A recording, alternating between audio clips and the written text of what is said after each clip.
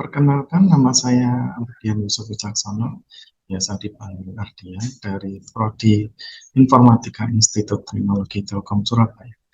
Background kuliah saya sebelumnya itu dari S1 dan S2 Teknik Informatika Institut Teknologi 10 November Surabaya. Untuk bidang keahlian saya pada kecerdasan buatan, pembelajaran mesin, dan komputasi awan. Mata kuliah yang biasa saya ampu adalah kecerdasan buatan, pemodelan dan simulasi, pemrograman mobile, organisasi dan arsitektur komputer, sistem operasi komputer, jaringan komputer, dan fisika. Pada kesempatan hari ini, saya akan menjelaskan salah satu mata kuliah yang saya ampu, yaitu kecerdasan buatan, yang saya ampu pada Prodi Rekayasa Perangkat Lunak.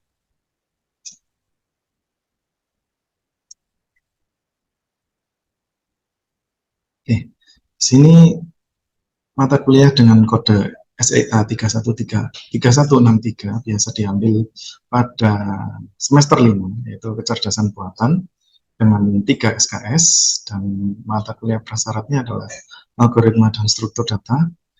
Program studinya satu rekayasa perangkat lunak. Jadi nanti kecerdasan buatan yang di sini adalah lebih ke kecerdasan buatan yang digunakan, yang diimplementasikan pada software atau perangkat lunak.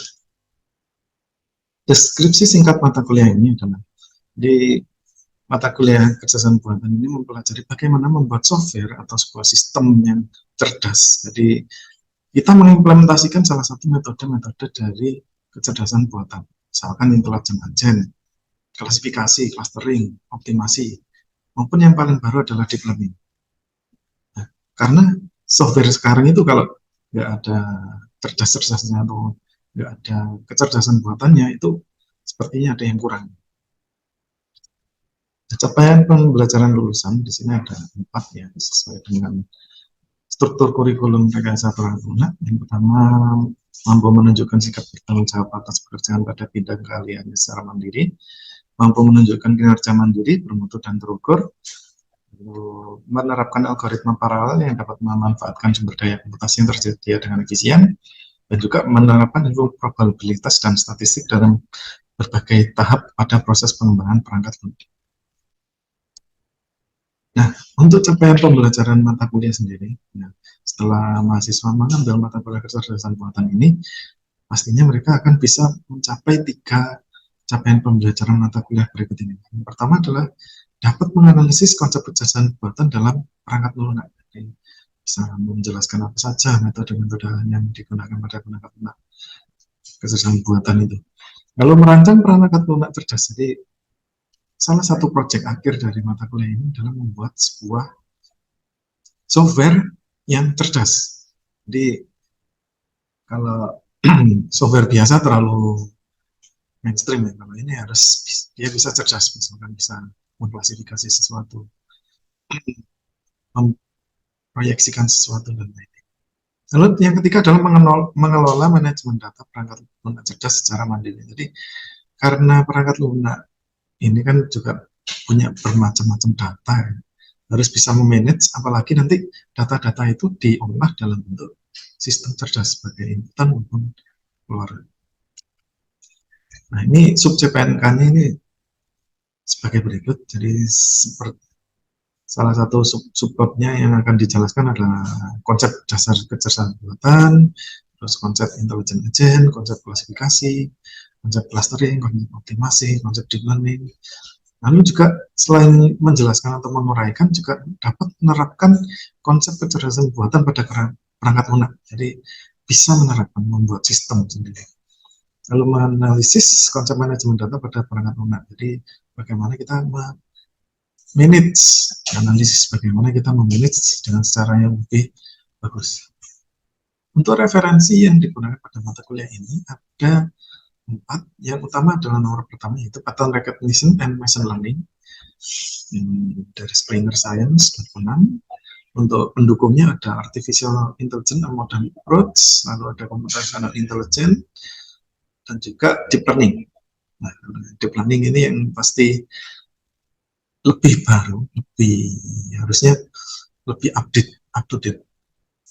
Karena semuanya itu sekarang bisa di deep learning kan. dan hasilnya mengalahkan algoritma-algoritma tradisional yang sudah ada sebelumnya, walaupun dia membutuhkan data yang sangat banyak. Oke, untuk bentuk dan metode pembelajaran mata kuliah ini, kita proses pembelajarannya adalah SCL ya, Student Center Learning. Jadi mahasiswa belajar mandiri dengan arahan-arahan dari dosen yang pastinya interaktif, jadi komunikasi dua arah antara dosen dan mahasiswa, dan juga kolaboratif, jadi tugasnya itu ada yang individu dan juga kelompok. Dan pastinya nanti kita membuat proyek akhir yang sebuah proyek akhir mata kuliah, yaitu sebuah software, ya, software yang bisa dipakai yang memiliki kecerdasan buatan. Yang dia itu berdasarkan studi kasus, yaitu masuk ke kontekstual. Untuk bentuk pembelajarannya itu ada kuliah ceramah, jadi ada ceramahnya, diskusi, tanya jawab, dan juga presentasi untuk tiap pertemuannya. Lalu ada penugasan terstruktur selama 3 kali 60 menit, lalu belajar mandiri selama 3 kali 60 menit. Untuk metode pembelajarannya bisa sinkronus dan asinkronus. Nah, sinkronus ini bisa sinkronus hybrid dari Zoom, dan bisa juga hybrid dari kelas. Jadi ada yang online, full online, ada juga online di kelas sambil yang Zoom, ada yang di rumah juga. Dan pastinya ada asinkronus juga, itu ada materi-materi yang diberikan pada e-learning. Ini dari mata kuliah kecerdasan buatan. Untuk evaluasinya, sistem evaluasi di sini, untuk instrumen atau kriteria penilaian itu ada rubrik deskriptif. Teknik penilaiannya ada tes tertulis maupun yang non-tes. Untuk tes tertulis ada di UTS ini. Sedangkan UAS-nya itu lebih ke non-tes, alias membuat project akhirnya seperti membuat sebuah software yang mempunyai kecerdasan buatan di dalam. Jadi masuk ke bentuk non-tes, project dan presentasi kelompok, dan juga ada penugasan mandiri. Untuk pembagian penilaiannya, jadi untuk keaktifan itu 20%. Keaktifan ini mulai dari keaktifan mengikuti kuliah, keaktifan di kelas, keaktifan ketika dia ditanya presentasi, terus tugas. Ini tugas ini termasuk tugas tertulis maupun non tertulis, mandiri maupun yang kelompok. Lalu ada UTS 15%, dan UAS 20%. UAS-nya ini sebagai project based evaluation. Untuk e-learning, untuk mata kuliah ini bisa diakses pada e-learning kampus ITB Surabaya, untuk e-learning.ittelkom.spy.ac.id dengan ID-nya 3579. Ini untuk kecerdasan buatan kode SEA 3163 kelas SE 0201. Nah, ini adalah screenshot dari perkuliahan yang sudah dilaksanakan sebelumnya. Oke, untuk selanjutnya adalah saya akan menampilkan rekaman kuliah yang sudah dilaksanakan pada semester lalu. Jadi rekaman kuliah kelas SEA 3163 kecerdasan buatan SE 0201 yang dilaksanakan pada Ganjil 2001-2022. Jadi ini adalah sebuah real class yang sudah dilaksanakan oleh saya pada tahun lalu. Oke, silakan. Terima kasih. Jadi konsep dasar kecerdasan buatan itu untuk yang pertama, sejarahnya, perkembangannya, tantangannya sampai gimana, lalu ada konsep intelijen agen.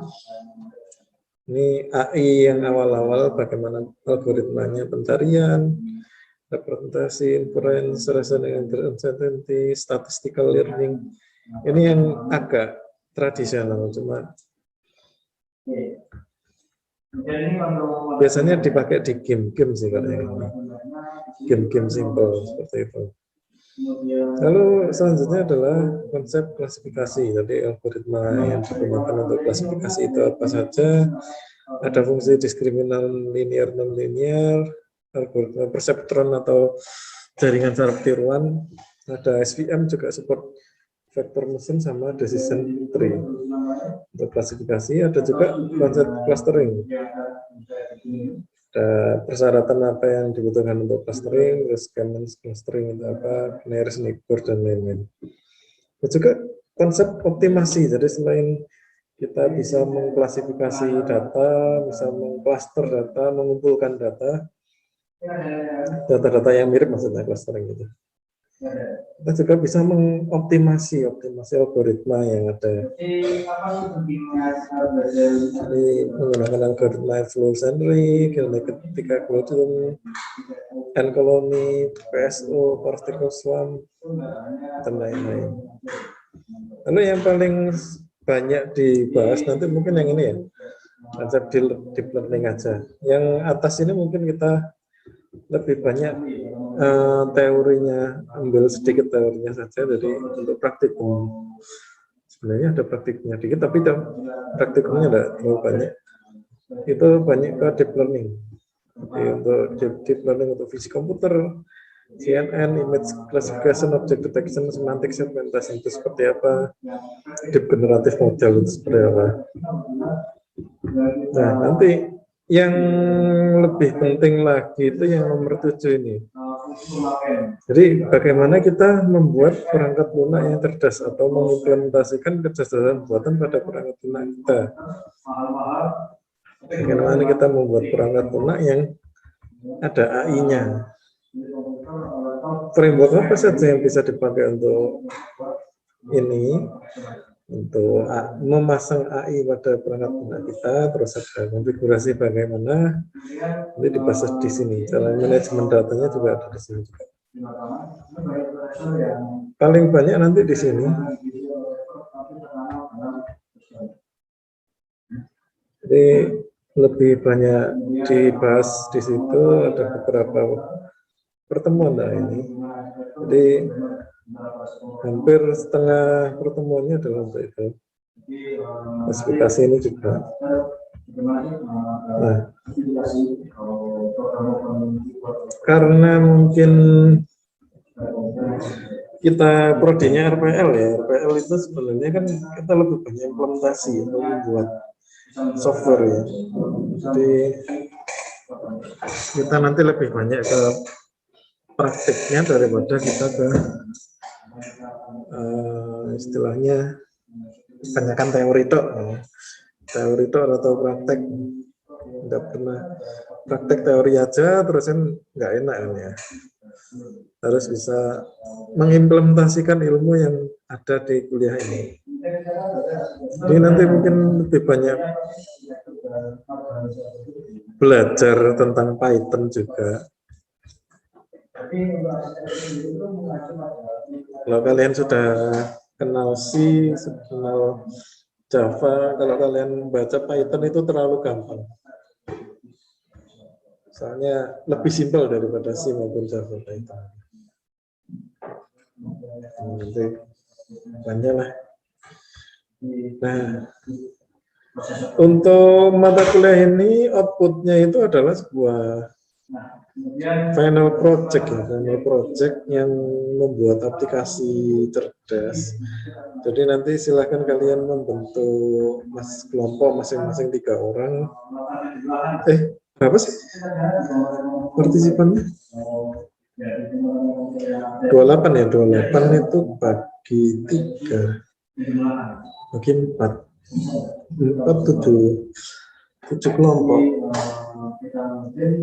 Pak, maksimalnya enaknya apa nih? Pak M. Bahaudin hadir, Pak. Oh iya, nanti saya presensi lagi, bentar. Iya, 28.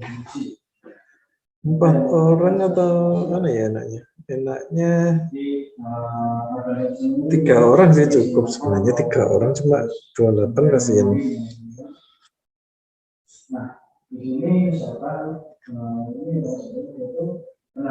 Ini mungkin kelompoknya 4 orang aja ya. Jadi tapi harus hasilnya harus lebih baik daripada tahun yang lalu. Jadi nanti kita lebih banyak ke implementasinya saja. Untuk teorinya ya memang bisa kita ada teorinya, cuma biar tidak terlalu banyak teori, dan teori itu bisa dipelajari ketika praktek juga. Nah, jadi kita bisa sambil praktek sambil belajar teorinya. Oke.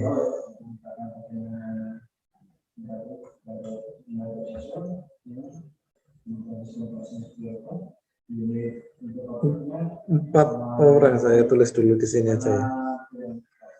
Mana sih ini?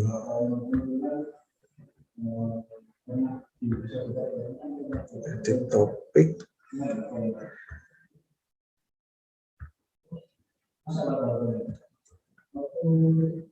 Jadi kalian silakan bentuk kelompok.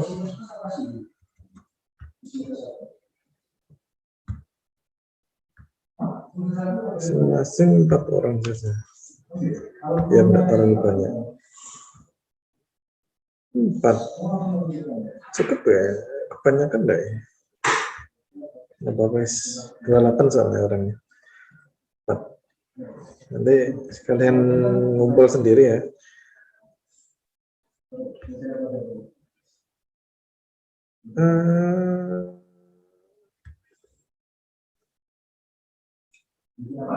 PPT saya mana ya kemarin itu?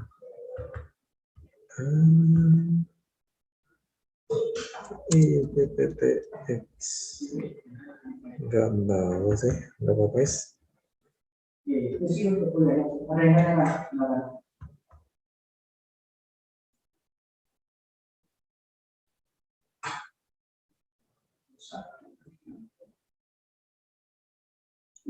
Oke, sampai sini ada yang ditanyakan.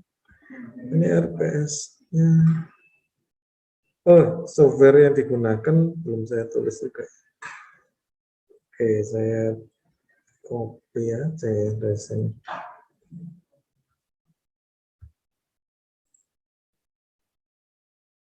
Ya, salah.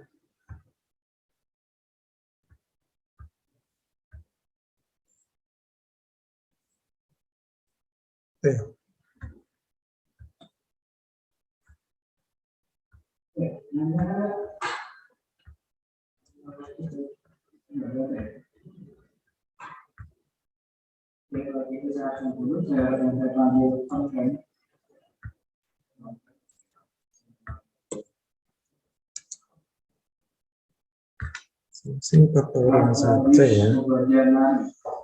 Oke. Jadi software yang mungkin nanti bisa kita gunakan ada 2. Di sini adalah WK. WK itu software yang berbasis dari Java. Jadi kalau kalian kemarin ngoding pemrograman berbasis objek menggunakan Java, ini bisa digabungkan di situ. Ini kalau yang kedua bisa pakai Miniconda atau Anaconda. Bedanya apa Pak? Kalau Anaconda itu besar filenya 400 MB. Kalau Miniconda itu kecil.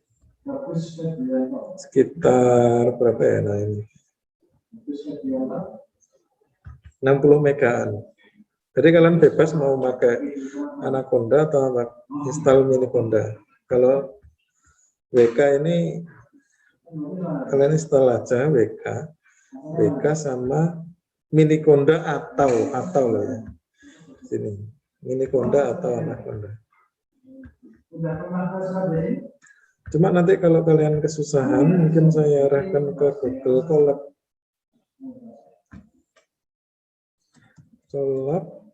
Google. Jadi kalau Google Colab ini lebih gampang nanti. Jadi kalian yang nggak punya GPU juga bisa menjalankan. Nah, contohnya seperti ini. Ya nanti tergantung materinya aja.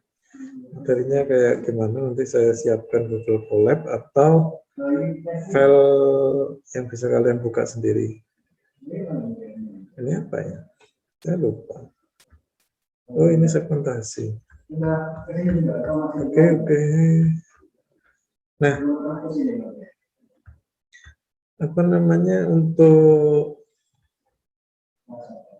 final project minimal ya kalian bisa membuat yang seperti ini.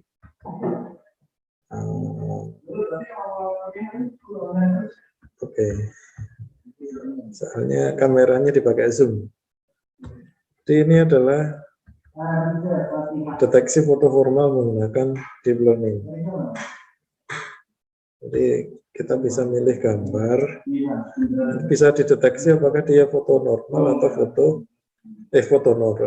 formal atau foto tidak formal. Contoh foto formal.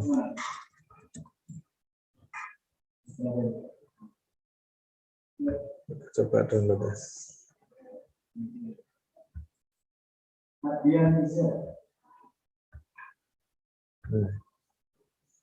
Minimal bisa membuat seperti ini.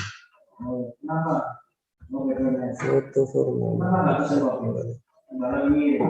Nah, ketika kita klik deteksi, nanti dia akan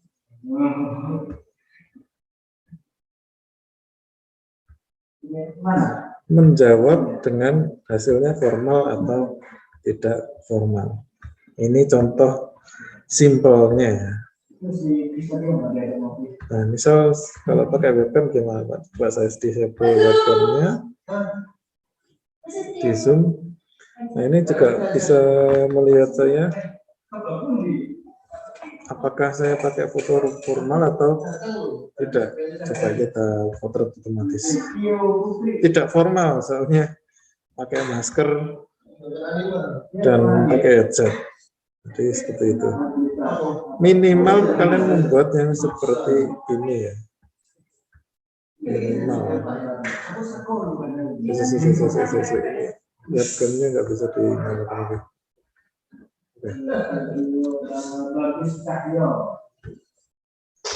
Minimal seperti ini.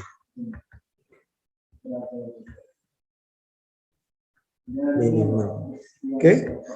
Ada pertanyaan? Oh iya.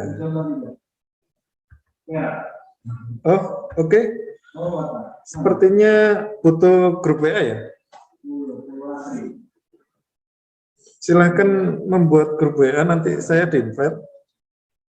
Soalnya ada teman kita dari UISI juga. Ada siapa namanya?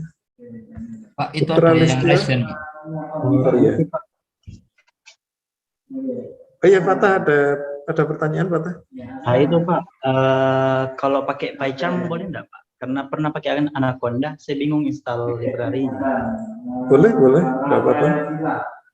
Bebas aja sih. Soalnya saya biasa pakai Conda aja. PyCharm kan dia IDE aja sih sebenarnya. Oh, iya.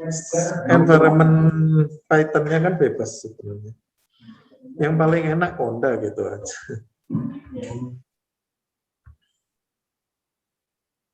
Yang bagusnya mana Pak?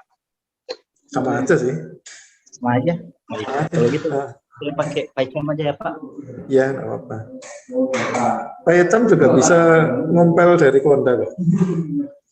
Ngompel. Python kan nggak dikompel, menjalankan di Conda. Oke, silakan dibuatkan grup WA ya. Saya enggak punya nomornya kalian semua. Silakan di-invite masing-masing. Ini soalnya ada 2 angkatan.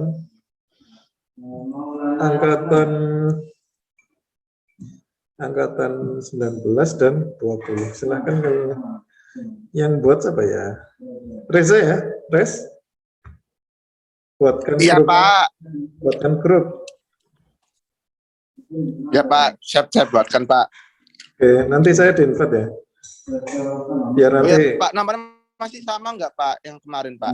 Nomornya saya Cisco ya, belakangnya Pak? 5588. 5588. Oke, Pak. Ya. Nah.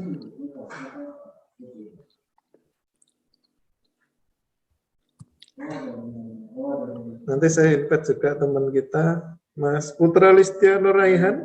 Ada? Oh ini Mas Putra Listio. Silakan di-invite ya Mas Reza. Yang di chat ini. Siap, Pak. OTW. Oke.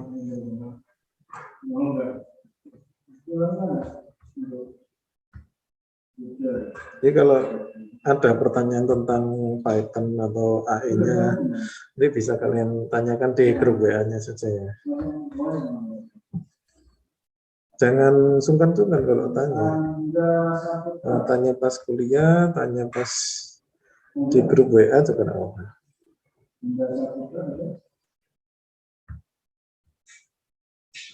Kiki,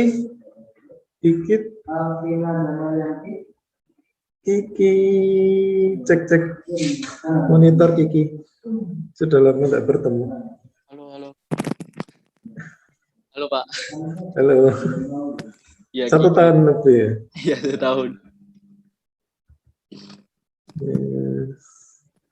Halo Pak. Ya. Untuk apa? Selain pakai Python, pakai bahasa lain juga bisa nggak Pak? Bisa pakai Java ini tadi. Oke. Java ini ada. Iya. Nanti. Soalnya ini kan semuanya baru bagi saya sih Pak. Saya Ya, bakal cari yang cocok untuk saya nanti. Ya, cari aja yang cocok. Ada yang C juga kok. Cuma ya agak susah. Yang berbasis C itu ini.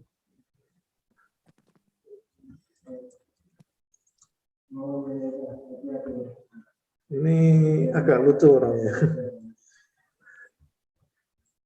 Open source neural network in C, namanya adalah Darknet. Terus ada yang namanya YOLO juga, tentang object detection ini. Bagus ini. Ini yang berbasis C. Banyak kok, Ki. Ya. Nanti tinggal dipilih aja. Atau yang TensorFlow, kalau trainingnya pakai Python, tapi implementasinya pakai Java, JavaScript juga ada. TensorFlow JS.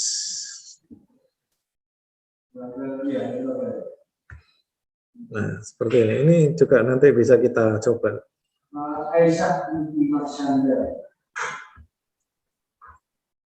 Dan banyak sih, dia bisa di JS, JavaScript, Light itu ada di Android juga.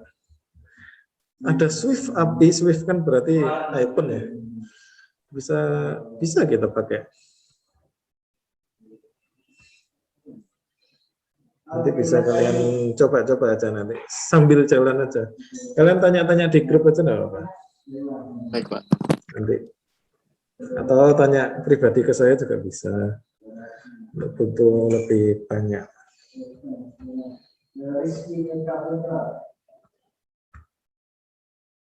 Oke, sampai sini ada yang ditanyakan, mungkin cuma pengenalan dulu, soalnya saya juga lagi pelatihan ini, nyalakan Zoom di 2 PC saya. Tapi mendengarkan dua-duanya. Ada pertanyaan? Mungkin lebih jelasnya kita koordinasi lewat grup WA saja dulu. Saya Pak. Untuk grup itu berlaku 1 semester atau untuk satu semester aja? Satu semester aja, untuk 1 mata kuliah aja. Baik Pak, terima kasih Pak. Sama-sama.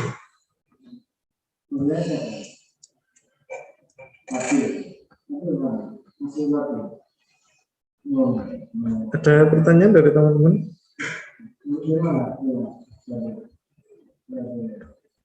Sementara untuk pertama gini aja dulu. Nanti kalian install WK atau Python dulu, nyoba.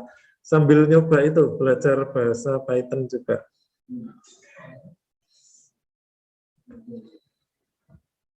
Oke, ada pertanyaan mungkin?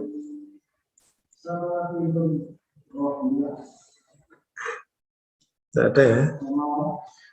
Kalau tidak ada, mungkin saya tutup dulu ya. Kita ketemu lagi minggu depan.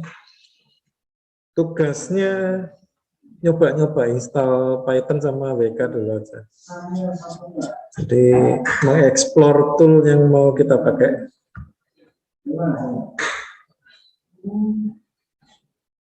Nanti mungkin WA grupnya di-share di grup angkatan ya. Oh iya, Oh Pak. iya, Saya, belum saya saya- tadi belum di absen, Pak. Belum di absen ya? Iya. Saya cek dulu lagi. Lupa. Agung pasti nggak ada. Fatahila ada. Anggara Widan ada. Arya ada. Leo mana Leo? Leo Dia masih bingung, Mbak. masih bingung gimana? Yang semester kemarin udah ambil AI tapi di integrasiasnya nggak masuk atau gimana gitu loh, Pak. Oh iya ta. Katanya Iya enggak apa-apa. Untuk pertemuan pertama bonus masuk semua aja.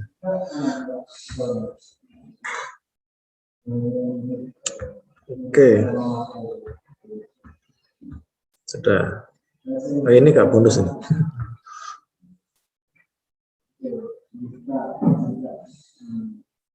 Oke, ada pertanyaan lagi? Sudah di absen semua kan? Ada.